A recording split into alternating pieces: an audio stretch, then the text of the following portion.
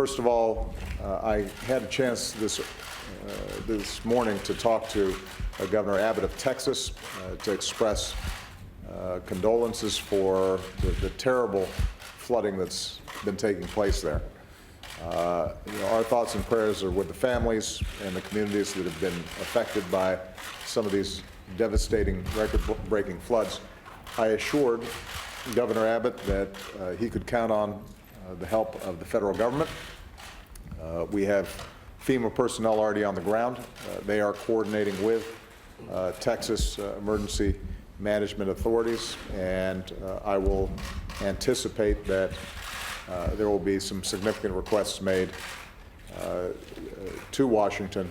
My pledge to him is that we will expedite those requests to make sure that both search and rescue operations where necessary, but also recovery operations occur as efficiently and as quickly as possible.